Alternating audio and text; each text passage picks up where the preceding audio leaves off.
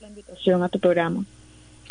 Encantada de saludarte. Quería que nos dieras información sobre, o que nos digas cómo estás evaluando la situación actual del conflicto en Colombia.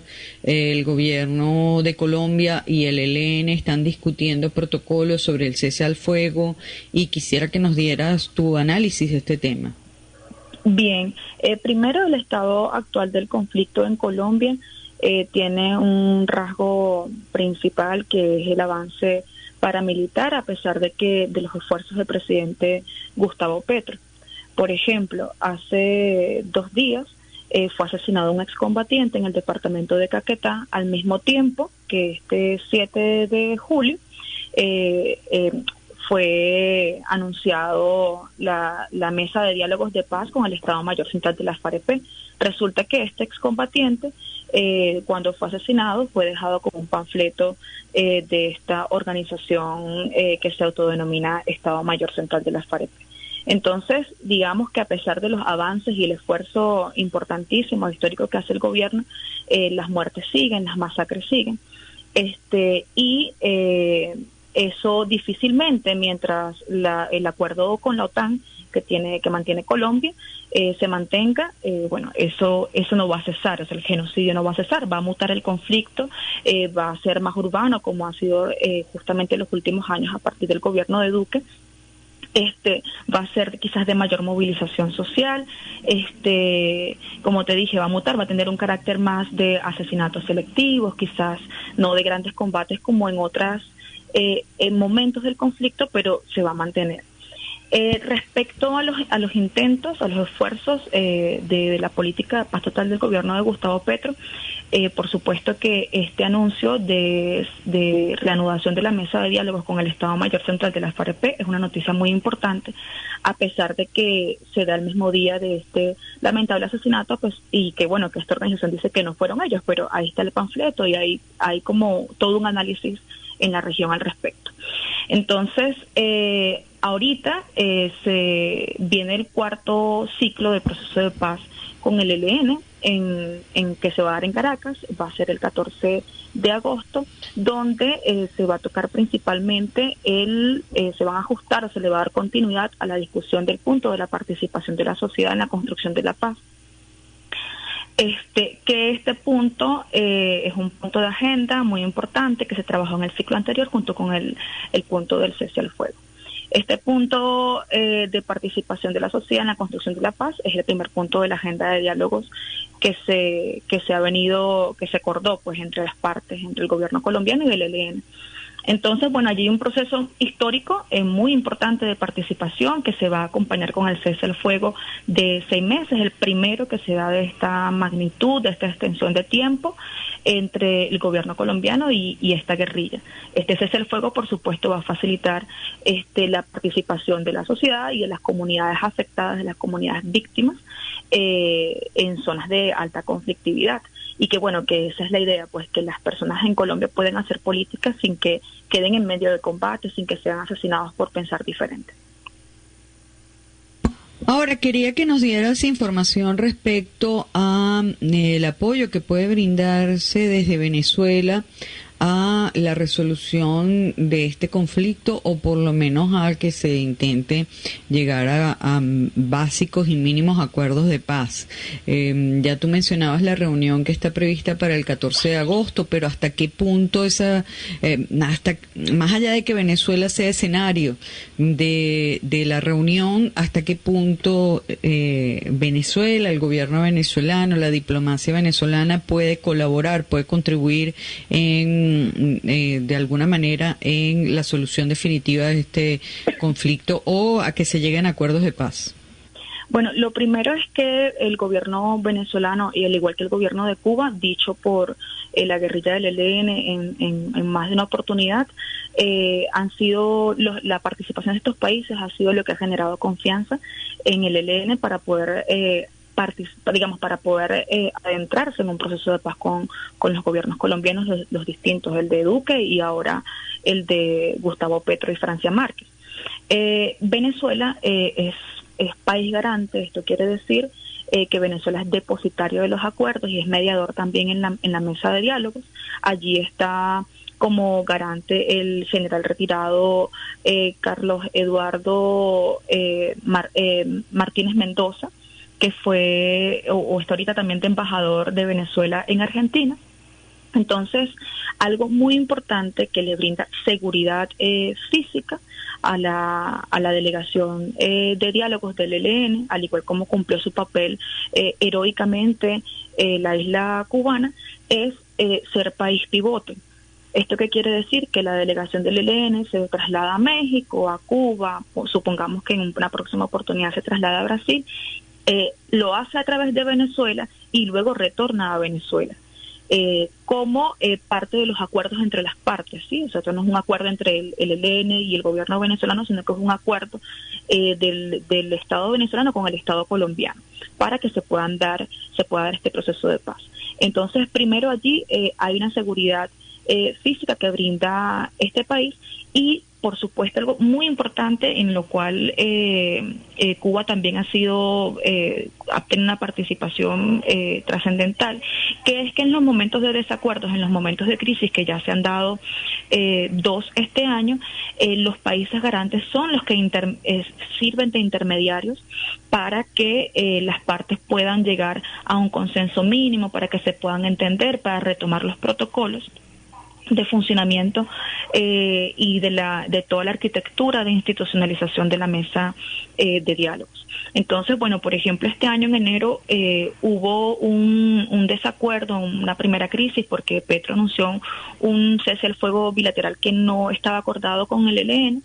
Eso generó una reunión en Venezuela, una reunión de emergencia del 18 al 21 de enero, y la reunión fue acá y fue, digamos, gracias también a la diligencia que hubo de parte del gobierno venezolano. Entonces, digamos, la derecha venezolana o la derecha internacional puede tener como otra lectura de esto, de la participación de Venezuela, pero sin duda los países, sobre todo Cuba, en primer lugar, que fue el sacrificado realmente desde la ruptura de la mesa de diálogos con Iván Duque, Venezuela y Noruega se han mantenido estos años, y gracias a estos países es que este proceso de paz se puede dar ahora, si no, no hubiera sido posible realmente con digamos, en este momento histórico.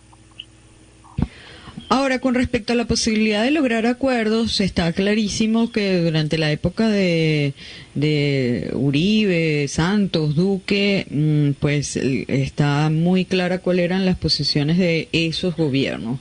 Pero no es cualquier cosa el hecho de que el actual presidente de Colombia viene de la experiencia guerrillera.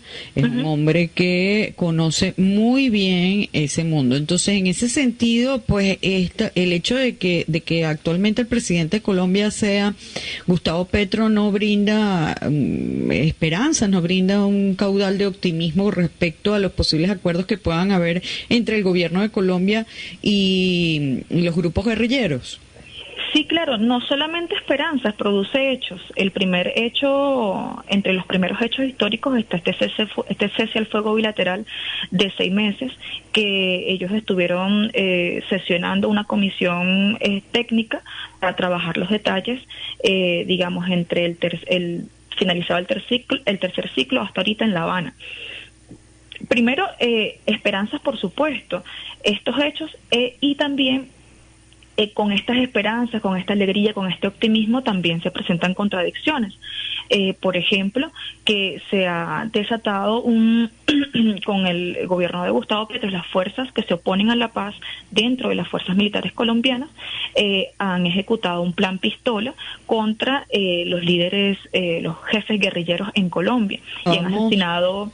¿Sí me oyes? Sí, sí. Repite lo último que dijiste porque que perdimos tu audio por un segundo. Ok. Que junto con la esperanza y con los hechos concretos tan trascendentales como este cese al fuego histórico, que es el más largo que se ha acordado entre el gobierno y esta guerrilla, también se presentan contradicciones, como por ejemplo el plan pistola ejecutado por las fuerzas oscuras dentro de las fuerzas militares colombianas para liquidar a los líderes guerrilleros del ELN en Colombia. Ya han asesinado a varios durante los decretos de cese al fuego unilateral que ha hecho el ELN. Entonces, esta es, por ejemplo, una de las contradicciones que se dan en medio de este escenario, que es el mejor que se ha dado en la historia colombiana, sin duda, con un gobierno de carácter progresista. Pero también vemos que el presidente Gustavo Petro tiene una relación estrecha con el Comando Sur. No ha desarticulado, ni piensa desarticular, ni cambiar la doctrina. Ellos dicen que van a cambiar la doctrina militar a la seguridad humana, pero realmente hay, por ejemplo, hay una fuerza que se llama, un comando que se llama Comando contra el Narcotráfico y Amenazas Transnacionales, que pertenece a la División de Aviación y Asalto Aéreo del Ejército, que fue una fuerza diseñada para liquidar a guerrilleros en la frontera colombo-venezolana principalmente, pero digamos más allá de las fronteras, con Perú, con Ecuador. Esta fuerza no ha sido desmontada, es una fuerza otanista, ¿sí? Entonces, se presentan ese tipo de contradicciones, así como contradicciones de otro tipo, de que siguen asesinando a líderes sociales, se siguen dando las masacres, porque obviamente dentro del Estado colombiano y dentro de la sociedad colombiana hay fuerzas y poderes económicos que se oponen a la paz, que se oponen a un acuerdo, que probablemente este será digamos, como te repito, el mejor escenario de la historia de Colombia, y que va a llegar a buen puerto, pero con un costo muy alto en vidas. Ya. Bueno, de verdad, muy interesante todo lo que nos estás planteando, Dana. Quisiera solamente que nos dijera cómo evalúas tú que van a ser los acontecimientos por venir con esta reunión que está prevista para agosto. O sea, ¿qué crees tú que pueda suceder? Bueno, por primera vez en la historia colombiana se está hablando de que en estos procesos de paz, incluyendo el proceso de paz que viene con el Estado Mayor Central de la FAREP, que haya una participación directa de la sociedad. Ahorita se está alistando un taller, la Comisión Nacional el Comité Nacional de Participación, donde se agrupan en total hasta ahora 81 organizaciones de distintos sectores, gremios de la sociedad colombiana, donde se va a discutir las propuestas que tiene la sociedad, que tiene el pueblo colombiano organizado para llevar a la mesa lo que ellos consideran que puedan ser las transformaciones para la paz.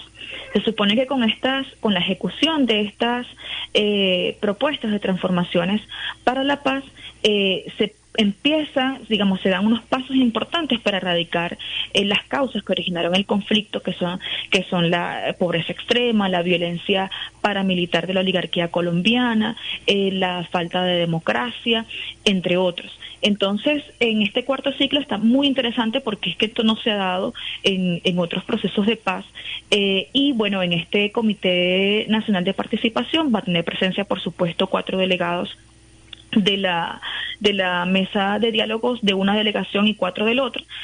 Va a tener un enfoque de género y un enfoque étnico. Entonces yo creo que va a ser una experiencia muy importante y ejemplo para la región y para los próximos procesos de paz en el mundo. Entonces, bueno, te agradecemos es una mucho. gran noticia. Te agradecemos mucho, Dana, que hayas estado con nosotros y nos hayas brindado toda esta información. Muchas gracias. Gracias a ti.